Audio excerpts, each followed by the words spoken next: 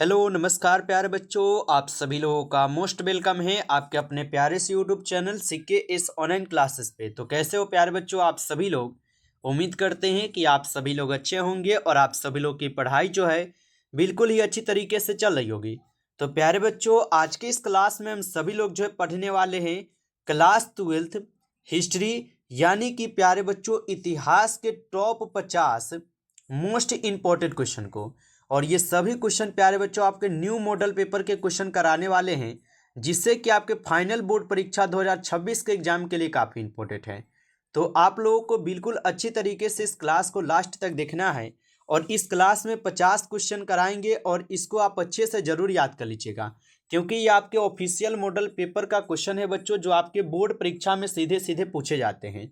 तो आप अच्छे से इन क्लास को देखिएगा। तो चलिए हम क्लास को स्टार्ट करते हैं।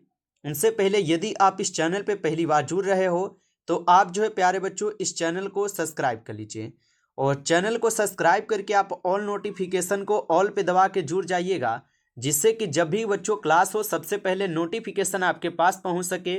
तो आप इस चैनल को सब्सक्राइब कर लीजिए, साथ ही साथ आप जो इस क्लास को भी लाइक जरूर कर लीजिएगा। तो चलिए क्लास को स्टार्ट करते हैं और देखिएगा बच्चों क्वेश्चन क्या दिया गया, ठीक है। तो देखिएगा यहाँ पर पहला नंबर प्रश्न है बच्चों कि पूरा पुरातत्व के अंतर्गत जो है ना इनमें से कौन नहीं है। चलिए बताइएगा। ये सभी क्वेश्चन बच्चों न्यू मॉडल पेपर का क्वेश्चन है, आप अच्छे से इनको याद कीजिएगा और बताइए कि पुरातत्व के अंतर्गत इनमें से कौन नहीं है। तो पुरातत्व के अंतर्गत बच्चों इनमें से कौन नहीं है, तो साहित्य नहीं है। ऑप्शन ए लगा रहे हो तो सही जवाब है साहित्य नहीं है। चलिए अगला प्रश्न देखिएगा, आपका यहाँ पे 2 नंबर क्वेश्चन है बच्चों और क्वेश्चन है दयाराम साहनी ने कहाँ जो है ना बच्चों उत्खनन करवाया था। बताइएगा दयाराम साहनी ने कहाँ उत्खनन करवाया था। तो याद रखिएगा दयाराम साहनी जो है हड़प्पा में उत्खनन करवाए थे। ऑप्शन यहाँ पर आप लोग का बी सही जवाब है, याद रखिएगा। और कब करवाए थे तो याद रखिएगा 1921 में किए थे, आप याद रखिएगा, ठीक ना। चलिए अगला प्रश्न क्वेश्चन है बच्चों की हड़प्पा सभ्यता का सबसे बड़ा नगर कौन सा है। बताइए कि हड़प्पा सभ्यता का यहाँ पर सबसे बड़ा नगर होगा कौन सा हो जाएगा। तो आप याद रखोगे मोहनजोदड़ो, जो हड़प्पा सभ्यता का सबसे बड़ा नगर है बच्चों, याद रखिएगा, ठीक है। चलिए अगला प्रश्न देखिए और क्वेश्चन दिया गया 4 नंबर क्वेश्चन है मोहनजोदड़ो किस नदी के किनारे स्थित है। तो मोहनजोदड़ो किस नदी के किनारे स्थित है, आप याद रखिएगा मोहनजोदड़ो हो जाएंगे बच्चों सिंधु नदी के किनारे। ऑप्शन यहाँ पर आप लोग का डी सही जवाब है, याद रखिएगा। अगर वहीं पे अगर आपसे हड़प्पा पूछता तो हड़प्पा होता बच्चों रावी नदी के किनारे। चलिए अगला प्रश्न देखिएगा, क्वेश्चन क्या पूछा जा रहा है। क्वेश्चन है प्यारे बच्चों आप लोग का यहाँ पे 5 नंबर क्वेश्चन है कि लोथल जो है ना ये कहाँ स्थित है। तो लोथल कहाँ स्थित है, तो याद रखिएगा लोथल स्थित है कहाँ, गुजरात में। कौन से नदी पर है, याद रखिएगा बच्चों ये भोगवा नदी पर है, ठीक है। कौन सा नदी है, भोगवा नदी, गुजरात में स्थित है, ठीक है, याद रख लीजिएगा। अगला प्रश्न क्वेश्चन है कि कलकत्ता में एशियाटिक सोसाइटी की स्थापना किसने की थी। बताइए कलकत्ता में एशियाटिक सोसाइटी की स्थापना जो है बच्चों किसने की थी। तो आप याद रखिएगा ये किए थे आपके विलियम जोन्स ने। ऑप्शन यहाँ पर क्या है, तो आपका डी सही जवाब है, विलियम जोन्स किए थे। अगला प्रश्न देखिएगा प्यारे बच्चों, आपका क्वेश्चन है 7 नंबर क्वेश्चन है कि भारतीय पुरातत्व सर्वेक्षण विभाग के प्रथम डायरेक्टर जनरल कौन थे। बताइए कि भारतीय पुरातत्व सर्वेक्षण विभाग के प्रथम डायरेक्टर जनरल कौन थे। याद रखिएगा ए कनिघम। ऑप्शन ए सही जवाब है, यहाँ पर ए कनिघम होगा। अगला प्रश्न आपका आता है यहाँ पर और क्वेश्चन क्या है कि मुद्राक्षस किसके द्वारा रचित है। बताइए कि मुद्राक्षस किसने रचित किया। तो मुद्राक्षस जो है बच्चों ये विशाख दंत के हैं। ऑप्शन सी होगा सही जवाब, विशाख दंत के, याद रखेंगे। अगला प्रश्न आता है आप लोग का यहाँ पर 9 नंबर क्वेश्चन है बच्चों की प्रयाग प्रशस्ति में किसकी उपलब्धियों का यहाँ पर उल्लेख है। तो प्रयाग प्रशस्ति में किसकी उपलब्धियों का उल्लेख है, याद रखना बच्चों समुद्रगुप्त के। किसका है, समुद्रगुप्त के हैं। ऑप्शन डी आपका सही जवाब होगा, समुद्रगुप्त का है। अगला प्रश्न देखिएगा, क्वेश्चन है कि अशोक के कलिंग युद्ध का उल्लेख किस शिलालेख में बच्चों मिलता है। बताइए कि अशोक के कलिंग युद्ध का उल्लेख किस शिलालेख में मिलता है। याद रखिए लीजिएगा आप सभी लोग, ये मिलते हैं 13वें शिलालेख में। ऑप्शन डी आपका सही जवाब है यहाँ पर 13वें शिलालेख में। अगला प्रश्न आपका आता है बच्चों यहाँ पर 11 नंबर क्वेश्चन 11 नंबर क्वेश्चन है कि प्राचीन भारतीय इतिहास का कौन सा यहाँ पर काल स्वर्ण युग के नाम से जाना जाता है। तो प्राचीन भारतीय इतिहास का कौन सा काल स्वर्ण युग के नाम से जाना जाता है, तो गुप्त काल। ऑप्शन यहाँ पर आप लोग का 20 सही जवाब है, गुप्त काल। अगला प्रश्न आता है आप लोग का यहाँ पर अभिज्ञान शकुंतलम के रचनाकार है। चलिए बताइएगा आप सभी लोग, अभिज्ञान शकुंतलम के रचनाकार कौन हो जाएंगे, तो ये हो जाएंगे साथियों कालिदास। कौन हो जाएंगे, कालिदास हो जाएंगे, याद रखिएगा। अगला प्रश्न पढ़िएगा, यहाँ पर प्रश्न है आपका 16 महाजनपदों में सबसे शक्तिशाली महाजनपद कौन था। बताइए 16 महाजनपदों में सबसे शक्तिशाली महाजनपद कौन था। तो मगध महाजनपद जो 16 महाजनपदों में सबसे शक्तिशाली महाजनपद था, ऑप्शन ए सही जवाब है। अगला प्रश्न देखिएगा, आपका क्वेश्चन है कि एलोरा में कैलाश मंदिर किस राजवंश ने बनवाया था। तो एलोरा में कैलाश मंदिर जो बच्चों किस राजवंश ने बनवाया था, याद रखिएगा राष्ट्रकूट के वंश के द्वारा, ऑप्शन डी सही जवाब है। अगला प्रश्न देखिएगा, क्वेश्चन है महाभारत का युद्ध कुरुक्षेत्र के मैदान में कितने दिनों तक चला था, बताएंगे। और बच्चों अगर आप लोग अभी तक नोट्स नहीं लिए हो तो आप लोगों को हम प्यारे बच्चों रिक्वेस्ट करते हैं कि आप सभी लोग नोट्स ले लीजिए, क्योंकि समय नहीं बचा है बच्चों एग्जाम का, और एग्जाम का डेट आपके प्यारे बच्चों सर पर मंडरा रहा है, ठीक है। तो अगर आप लोग नोट्स लेकर अभी तक तैयारी नहीं कर रहे हो तो आप यकीन मानिए आप लोग नोट्स को एक बार जरूर ले लीजिए, ठीक है। बिल्कुल प्यारे बच्चों आप लोग को कम से कम प्राइस में दिए जा रहे हैं। जो प्यारे बच्चों आपके 299 का नोट्स था इसको हम आपके लिए कम कर दिए हैं, और मात्र प्यारे बच्चों आपके 149 रुपये में आपके सभी सब्जेक्ट का नोट्स आपको मिल जाएंगे। जो भी आपका सब्जेक्ट है आप अपना जो है बताकर नोट्स ले लीजिए, ठीक है। 299 का नोट्स बच्चों अभी आप मात्र आपको आधे में मिल रहे हैं, आप लोग जल्दी से ले लीजिए। और ये ऑफर कुछ दिन के लिए आपको लिए हम देते हैं, जिससे कि आप लोग लेकर पढ़ लेंगे जो भी प्यारे बच्चों नहीं लिए होंगे, ठीक है। नहीं तो फिर से हम 300 आप लोगों से लेंगे, ठीक है। इसलिए जो भी बच्चे नोट्स को नहीं लिए हो आप लोग एक बार नोट्स को जरूर ले लीजिए। इसमें बच्चों आपके सब्जेक्टिव बिल्कुल गेसिंग किए गए क्वेश्चन मिलेंगे, और सब्जेक्टिव के नीचे आपको ऑब्जेक्टिव भी गेसिंग किए गए ही क्वेश्चन रहेंगे, यानी कि दोनों क्वेश्चन बिल्कुल गेसिंग किए गए क्वेश्चन रहेंगे जो कि बच्चों आपके बोर्ड परीक्षा में पूछे जाएंगे, ठीक है। तो जो भी बच्चे नहीं लिए हो आप लोग जल्दी से ले लीजिए, क्योंकि समय आपके पास बहुत कम बचा है एग्जाम का, और ये ऑफर भी आपके 2 से 3 दिन के लिए हम रहने देंगे, उसके बाद फिर से आप लोग का 300 लगेगा। तो जिनको भी चाहिए बच्चों आप एसएमएस करके आज ही ले लीजिए, और सोचिए मत, ठीक है। 300 रुपया कोई 200 रुपया कोई और 1.5 से ज़्यादा नहीं होता है। अगर आप लोग रिचार्ज भी करवाइएगा तो 300 से कम नहीं होगा, ठीक है। लेकिन यहाँ पे आप लोग को नोट्स मिलेगा सिर्फ 150 में, जिससे कि आप पढ़ लोगे, ठीक है।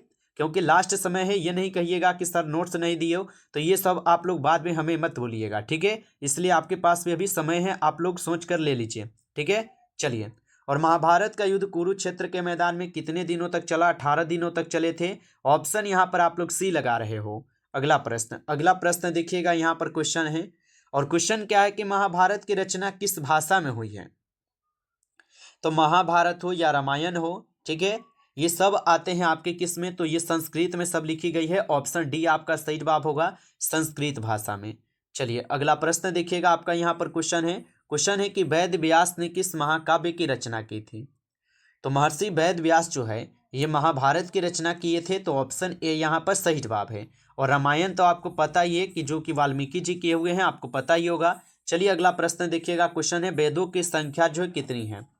तो वेदों की संख्या कितनी है, तो वेद कुल 4 हैं, और वेदांग कितने हैं, तो वेद कुल 4 है। तो हम पहले 4 को सही जवाब कर लेते हैं, ऑप्शन बी आपका सही जवाब होगा। अगर आपसे वेद न पूछ के वेदांग अगर पूछ दिया जाए तो आप याद रखिएगा वेदांगों की संख्या 6 है, ठीक है। चलिए अगला प्रश्न आप लोग का आता है कि नालंदा विश्वविद्यालय को नष्ट किया था।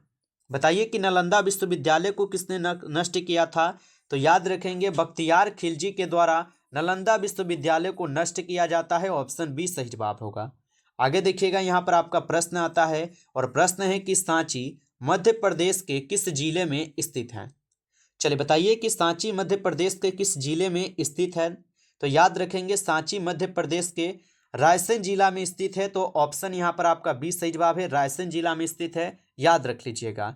चलिए आगे देखिएगा, आपका प्रश्न है यहाँ पे 21 नंबर क्वेश्चन है कि महात्मा बुद्ध को ज्ञान की प्राप्ति कहाँ हुई थी। बताएंगे महात्मा बुद्ध जी को ज्ञान की प्राप्ति कहाँ पर हुई थी। तो बोध गया में महात्मा बुद्ध जी को ज्ञान की प्राप्ति हुई थी। ऑप्शन बी सही जवाब है, बोध गया में। चलिए अगला प्रश्न देखिएगा, आपका यहाँ पर क्वेश्चन है, और क्वेश्चन क्या है, 22 नंबर क्वेश्चन है आपका कि विनय पिटक किस धर्म से संबंधित है। चलिए बताइए कि विनय पिटक किस धर्म से संबंधित है। तो याद रखिएगा बच्चों, विनय पिटक हो जाएंगे आपके कौन से धर्म से, तो ये थे बौद्ध धर्म से। ठीक है, बौद्ध धर्म से संबंधित है। ऑप्शन बी सही जवाब है, याद रखिएगा। अगला प्रश्न देखिएगा, आप लोग का क्वेश्चन है, जैन धर्म के 24वें तीर्थकर कौन थे।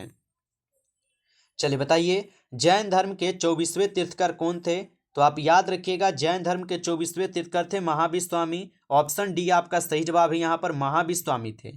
अगला प्रश्न देखिएगा, आपका यहाँ पर क्वेश्चन है, महिला संत कराइकल का संबंध किस धर्म से है। बताइए कि महिला संत कराइकल का संबंध किस धर्म से है। याद रखना बच्चों, शैव धर्म से है। ऑप्शन डी सही जवाब है, यहाँ पर शैव धर्म से है। आगे देखिएगा प्यारे बच्चों, यहाँ पर क्वेश्चन है 25 नंबर। क्वेश्चन है कि दिगंबर एवं श्वेतांबर का संबंध किस धर्म से है। तो दिगंबर एवं श्वेतांबर का संबंध किस धर्म से है बच्चों। तो याद रखना आप सभी लोग, यहाँ पे इस क्वेश्चन का आपका सही जवाब डी हो जाएंगे, जैन धर्म से। ऑप्शन यहाँ पर आप लोग का डी सही जवाब है, याद रखेंगे। चलिए आगे देखिएगा, यहाँ पर आपका प्रश्न आता है, 26 नंबर प्रश्न है कि मुगल काल में चलने वाला सिक्का कौन था। बताइएगा, मुगल काल में चलने वाला सिक्का कौन था। तो मुगल काल में बच्चों कौन सा सिक्का चलता था। तो इलाही सिक्का चलता था। ऑप्शन सी सही जवाब है, इलाही सिक्का। अगला प्रश्न देखिएगा, आपका क्वेश्चन है कि जहांगीर का शासनकाल क्या था। चलिए बताएंगे कि जहांगीर का शासनकाल क्या था। तो जहांगीर का शासनकाल 1605 से लेकर 1627 तक था। ऑप्शन बी सही जवाब है, याद रखिएगा। अगला प्रश्न देखेंगे, आप लोग का क्वेश्चन है, अकबरनामा का अंग्रेजी अनुवाद जो है बच्चों किसने किया था। तो अकबरनामा का अंग्रेजी अनुवाद किसने किया था। तो याद रखना, हेनरी बेब्रिज के द्वारा की गई थी। ऑप्शन ए सही जवाब है, हेनरी बेब्रिज के द्वारा। अगला क्वेश्चन देखिएगा, आपका क्वेश्चन है कि बाबरनामा किसने लिखा था। चलिए बताइएगा आप सभी लोग कि बाबरनामा को किसने लिखा था। तो बाबरनामा को बाबर लिखे थे। ऑप्शन सी होगा सही जवाब, बाबर ही लिखे थे, याद रखिएगा। चलिए अगला प्रश्न देखिएगा, क्वेश्चन है, टोडरमल कौन था। चलिए बताइए, टोडरमल जो है बच्चों कौन था। तो याद रखना, टोडरमल जो है ये आपके अकबर का वित्त मंत्री था। कौन था, अकबर का वित्त मंत्री था टोडरमल।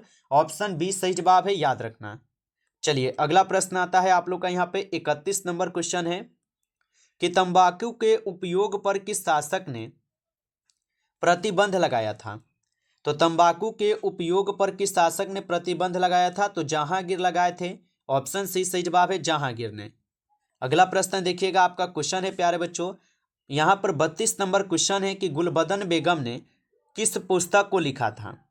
बताइएगा कि गुलबदन बेगम ने किस पुस्तक को लिखा था। तो याद रखिएगा बच्चों, हुमायूंनामा को लिखे थे। ऑप्शन सी सही जवाब है, हुमायूंनामा। अगला प्रश्न देखिएगा, आपका क्वेश्चन है यहाँ पर 33 नंबर कि शेरशाह सूरी ने मुगल शासक को परास्त किया था। तो शेरशाह सूरी ने किस मुगल शासक को जो है ना परास्त किए थे। तो याद रखिएगा, हुमायूं को। ऑप्शन ए सही जवाब होगा, हुमायूं को परास्त किए थे। अगला प्रश्न देखिएगा, आपका क्वेश्चन है, 1529 में घाघरा का युद्ध किसके बीच जो है बच्चों लड़ा गया था। चलिए, और बच्चों लाइक आप लोग जरूर कर लीजिएगा क्लास को। ठीक है, आप लोग लाइक जरूर कर लीजिएगा। नए जुड़े हो तो आप सब्सक्राइब करके आप जुड़ जाइए, क्योंकि क्लास आप लोग का यूट्यूब पे ही चलेगा। ठीक है, और नोट्स लेना हो तो आप व्हाट्सएप पर एसएमएस कर लीजिएगा। ठीक है, क्योंकि नोट्स आप लोग के पास बच्चों होना बहुत जरूरी है, क्योंकि अब समय नहीं है कि आप कहीं पे 2 घंटा और 3 घंटा का क्लास करोगे। इसलिए अगर आपके पास नोट्स रहेगा तो आप 2 घंटा में जो ना बहुत सारे क्वेश्चन को पढ़ जाओगे, रिवीजन कर जाओगे। इसलिए नोट्स नहीं लिए हो तो आप लोग यकीन मानिए बच्चों, नोट्स एक बार आप लोग इस नंबर पे मैसेज करके ले लीजिए, जो भी बच्चे नहीं लिए हो। और मात्र अभी आपको कितना 149 रुपये में ही आपको नोट्स मिल रहे हैं। सभी नोट्स है आपके, और बिल्कुल इसमें गेसिंग किए गए क्वेश्चन मिलेंगे, और ऑब्जेक्टिव सब्जेक्टिव दोनों देंगे। ऐसा नहीं है कि सिर्फ ऑब्जेक्टिव, दोनों रहेगा, सब्जेक्टिव भी रहेगा, गेसिंग किया गया, जिसको आप पढ़ लेंगे अच्छे से। ठीक है, तो एसएमएस कर लीजिए इस नंबर पे आप लोग। बताइए, 1529 में घाघरा का युद्ध किसके बीच लड़ा गया था। तो आप याद रखिएगा बच्चों, ये बाबर और मोहम्मद खां लोधी के बीच हुए थे। ऑप्शन सी सही जवाब है। चलिए आगे देखिएगा, अगला यहाँ पर आपका प्रश्न आता है कि बाबर का संरक्षक कौन था। चलिए सॉरी, बाबर नहीं है बच्चों, अकबर है ना। अकबर का संरक्षक कौन था, मिस्टेक हो गया। तो अकबर का संरक्षक कौन था। तो याद रखना, बैरम खां। ठीक है, कौन था, बैरम खां था, याद रखेंगे। अगला प्रश्न देखिएगा, आपका क्वेश्चन है फतेहपुर सीकरी के बुलंद दरवाजा का निर्माण जो बच्चों किसने करवाया था। तो फतेहपुर सीकरी के बुलंद दरवाजा का निर्माण जो बच्चों किसने करवाया था, याद रखना आप सभी लोग, अकबर करवाए थे। ऑप्शन यहाँ पर आप लोग का 20 सही जवाब है, अकबर ने। अगला प्रश्न देखिएगा, आप लोग का यहाँ पे क्वेश्चन है कि 5वें सिख गुरु अर्जुन देव को मृत्यु दंड किसने दिया था। तो 5वें सिख गुरु अर्जुन देव को मृत्यु दंड किसने दिया था, याद रखना बच्चों। इस क्वेश्चन का सही जवाब ऑप्शन डी है, जहांगीर। ऑप्शन डी यहाँ पर आपका सही जवाब है। चलिए अगला प्रश्न देखेंगे, क्वेश्चन है आप लोग का कि दिल्ली सल्तनत के किस शासक ने अपनी राजधानी आगरा को बनाया था। तो दिल्ली सल्तनत के किस शासक ने अपनी राजधानी यहाँ पे आगरा को बनाई थी, याद रखिएगा बच्चों। सही जवाब सी हो जाएंगे, सिकंदर लोदी। ऑप्शन सी सही जवाब है, सिकंदर लोदी। अगला प्रश्न आता है आपका कि फतेहपुर सीकरी में अकबर ने इबादत खाना कब बनाया था। तो फतेहपुर सीकरी में अकबर ने इबादत खाना को कब यहाँ पर बनाया था, तो याद रखिएगा आप सभी लोग 1575 में। ऑप्शन सी सही जवाब है, 1575 में। अगला प्रश्न आता है 16 की नीति किसने अपनाई थी। चलिए बताएंगे बच्चों, 16 की नीति किसने अपनाई थी, याद रखना आप सभी लोग, अकबर अपनाया था। ऑप्शन सी सही जवाब है, अकबर ने अपनाया था। अगला प्रश्न आता है आप सभी लोग का यहाँ पे, हरिहर एवं बुक्का ने विजयनगर की स्थापना जो है ना कब की थी। तो हरिहर एवं बुक्का नामक दो भाई जो है विजयनगर साम्राज्य की स्थापना 1336 में किए थे। ऑप्शन बी सही जवाब होगा। अगला प्रश्न देखिएगा, क्वेश्चन है कि तेनालीराम का संबंध किस राजवंश से था। तो तेनालीराम का संबंध विजयनगर से था बच्चों। ऑप्शन ए सही जवाब होगा, विजयनगर से। आगे देखिए अगला प्रश्न आता है आप लोग का यहाँ पर, विजयनगर साम्राज्य का पहला शासक कौन था। चलिए बताइए, विजयनगर साम्राज्य का पहला शासक कौन था, याद रखना हरिहर हो जाएंगे बच्चों, जो कि ऑप्शन ए सही जवाब है, हरिहर होगा। हरिहर एवं बुक्का दोनों न थे, तो विजयनगर साम्राज्य का पहला शासक पूछा तो सिर्फ हरिहर होगा, क्योंकि बुक्का तो इसके भाई थे जो कि बाद में इसके साथ ही किए थे। चलिए आगे देखिए, अगला प्रश्न है कि अमुक्त मर्यादा किसने लिखा था। तो अमुक्त मर्यादा को बच्चों लिखे थे कौन, यहाँ पर कोई नहीं लिखे थे, ठीक है, यहाँ पर कोई नहीं होगा। चलिए अगला प्रश्न देखिए, यहाँ पर क्वेश्चन है विरूपाक्ष मंदिर, ठीक है, विरूपाक्ष मंदिर कहाँ स्थित है, बताएंगे। विरूपाक्ष मंदिर बच्चों कहाँ स्थित है, तो विरूपाक्ष मंदिर स्थित है हम्पी में। कहाँ पर है, हम्पी में स्थित है, याद रखिएगा। चलिए अगला प्रश्न देखिएगा, आपका क्वेश्चन है विजयनगर आने वाला पहला विदेशी यात्री जो है ना यहाँ पर कौन था। तो विजयनगर की यात्रा पर आने वाला पहला विदेशी यात्री कौन था, तो निकोलो कोंटी थे। ऑप्शन ए सही जवाब है, निकोलो कोंटी होगा। चलिए अगला प्रश्न देखेंगे, आप लोग का क्वेश्चन आता है कि सदाशिव राय विजयनगर साम्राज्य में किस वंश का शासक था। तो सदाशिव राय विजयनगर साम्राज्य में किस वंश का शासक था, तो याद रखना तुलुप वंश के थे। ऑप्शन सी सही जवाब है। अगला प्रश्न आता है कि महिला संत अंडाल किसकी उपासका थी। तो महिला संत अंडाल किसकी उपासका थी, याद रखना विष्णु के। किसका था बच्चों, विष्णु के थे, याद रख लेंगे। चलिए अगला प्रश्न देखिएगा, आप लोग का यहाँ पर 49 नंबर क्वेश्चन है कि कबीर का जन्म कहाँ हुआ था। तो कबीर का जन्म हुआ था काशी में। कहाँ पर हुआ था, काशी में हुआ था, आप याद रखोगे। चलिए अगला प्रश्न देखेंगे, क्वेश्चन है आप लोग का, खालसा पंथ की स्थापना किसने की थी। चलिए आंसर लगाइएगा, खालसा पंथ की स्थापना किसने की थी। खालसा पंथ की स्थापना याद रखना गुरु गोविंद सिंह करते हैं, जो सिखों के 10वें गुरु थे और ये अंतिम गुरु थे। ऑप्शन सी सही जवाब है, याद रखेंगे। नमस्कार बच्चों, इस क्लास में कुल आपके 50 क्वेश्चन थे। कितना क्वेश्चन आप लोग सही कर पाए हो कमेंट में बताना। बच्चों क्लास अच्छा लगा हो तो आप इस क्लास को जो है लाइक कर लीजिएगा। चैनल पे पहली बार जुड़े हो तो आप इस चैनल को भी सब्सक्राइब कर लीजिए। सब्सक्राइब करके आप ऑल नोटिफिकेशन को ऑल पे दबा के जुड़ जाइएगा, जिससे कि जब भी कोई नई क्लास हो सबसे पहले क्लास का नोटिफिकेशन आपके पास पहुंच सके। तो आप इस चैनल को भी सब्सक्राइब कर लीजिएगा। और नोट्स नहीं लिए हो तो इस नंबर पे आप लोग एसएमएस कर लीजिए, ठीक है, 962 18 834 इस नंबर पे एसएमएस कीजिए। और लिखना है आप लोग को किस तरह में नोट्स चाहिए, इस तरीके से आप लोग एसएमएस कीजिएगा ताकि आपको रिप्लाई बच्चों मिल सके।